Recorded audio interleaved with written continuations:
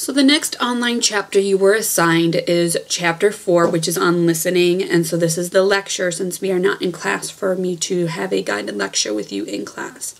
So chapter 4 is on listening. The very first thing I want to make sure I bring your attention to is the difference between hearing and listening. They are not the same thing. Hearing is the act of information being received by your auditory passages.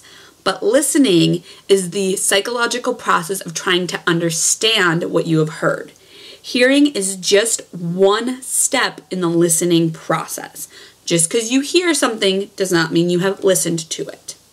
So that brings us to the listening process. The listening process actually has 5 stages, which is surprising to a lot of people. A lot of people think that listening is just hearing what the message is, understanding it, and somehow possibly giving a response back. But actually there's 5 steps. So the first step is hearing. That is when the information comes in through the auditory passages into your ears. That's all step 1 is. That's all hearing is receiving information through the ears. Step 2 is attending. So that's when you choose to attend. You choose to pay attention to the information or to a specific aspect of the information that you are hearing. Then step 3 is when you evaluate the information, the message you chose to attend to from what you were hearing. So evaluating is when you give meaning, understanding, purpose to the information you received and you listened to, or you attended to. Then stage 4 is retaining. Retaining does not mean that you remember it forever. It just means that you retained it long enough to be able to go on to step 5. So you can hear something, choose to pay attention to it, evaluate it, decide it's not worth paying attention to, and you stop there. Otherwise, you will, if it's something that you should or that's important to pay attention to, you will then retain and in some way, shape, or form respond. So if somebody's talking to you, a lot of times you respond by nodding your head, by giving a verbal response back, by looking at them like they're crazy if they're saying something that doesn't make any sense. In some way, shape, or form, you have to respond to what you're listening to. So this can also be not necessarily a message from another person. You could hear a person tapping their pen on their desk. You could choose to listen, to attend to the fact that somebody's tapping their pen on their desk. You can evaluate it. That's ridiculous that somebody's tapping their pen on their desk. Then you can retain it long enough to ask them to stop tapping their pen on their desk, or to maybe you start tapping your pen louder, or in some way responding to the fact that you heard somebody tapping their pen on their desk. So you have to complete all 5 steps to truly be listening. Because of that, listening is not an easy thing to do. It is hard, probably impossible, to do 24/7. To actively listen to what somebody else is saying is very hard to do.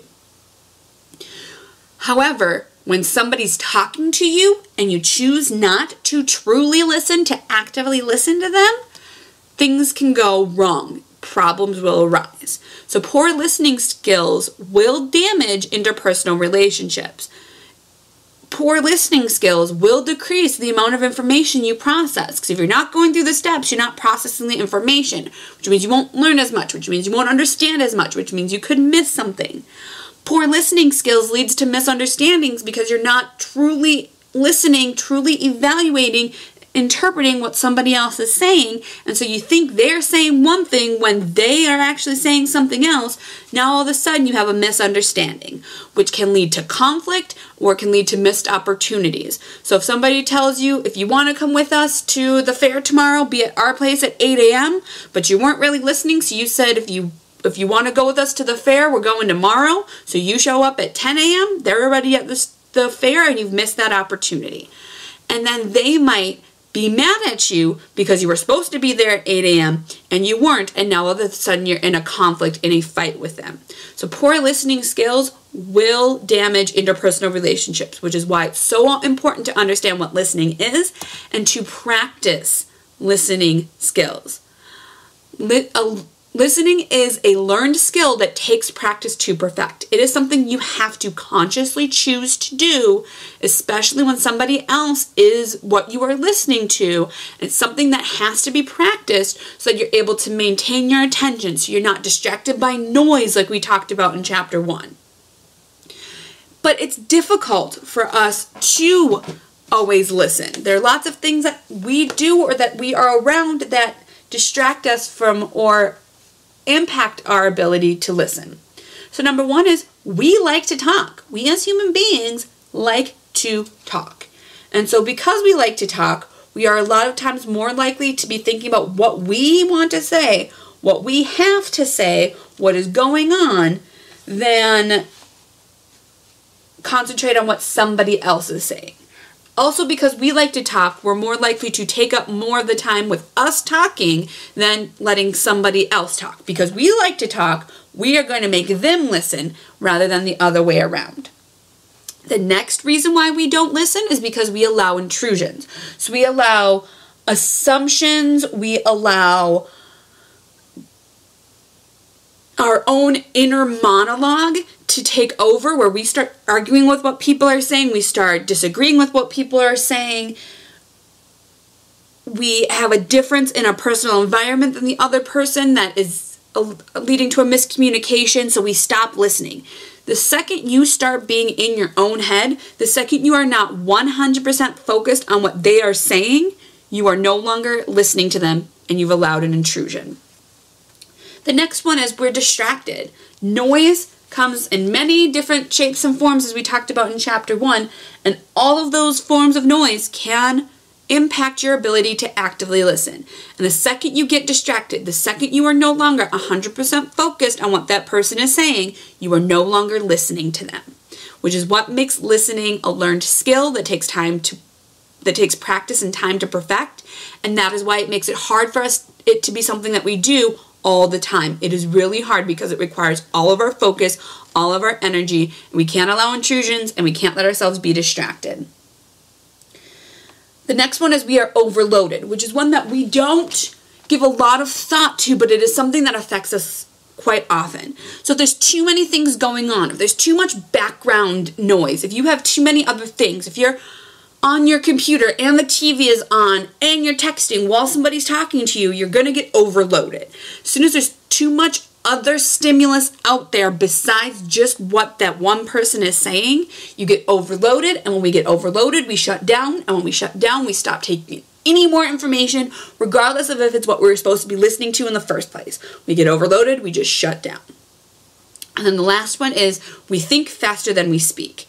So with that goes back to kind of we like to talk. We think faster than we speak. We think about what we're going to say before we say it. And as soon as you start thinking about what you want to say, you're no longer listening.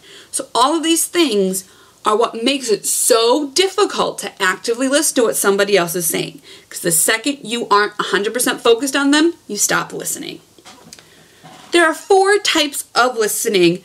The book goes over 3. I have a 4th that I want to introduce to you.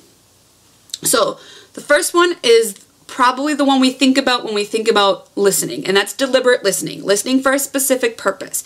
You listen to your instructors because what they're saying is going to be on the exam, or what they're saying is interesting, or what they're saying is something that's going to help you in your career or in your life or in any other way, shape, or form that you can think of.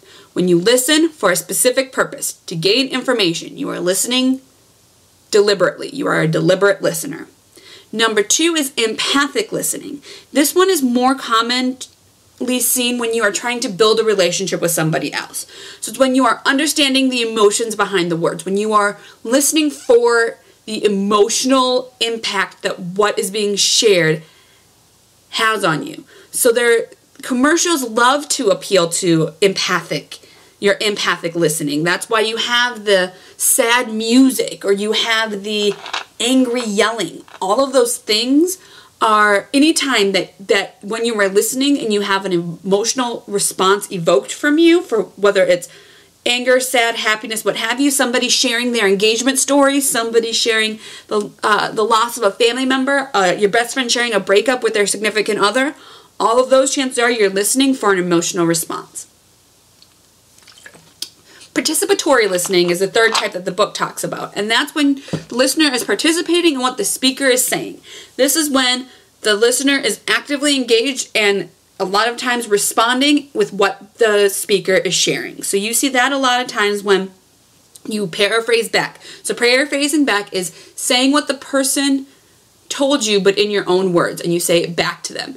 Or when you're asking clarification questions, or when you are in a lot of classrooms try to encourage participatory listening, because the more engaged you are, the more you're asking for clarification, the more you are paraphrasing back, the more that the instructor understands that you are following what is being said. The last type of listening, which isn't in the book, but I think it's an important type of listening to talk about briefly, is appreciative listening.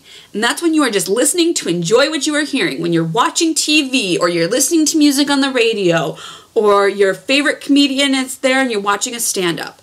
Anytime you are just listening to appreciate and enjoy what you're hearing, you're not analyzing it, you're not critically thinking about it, you're just appreciating it. You have appreciative listening. That brings us to the end of chapter 4, so you can go ahead and do your journals if you haven't yet, do your discussion post if you haven't yet, and I will see you next week when we meet.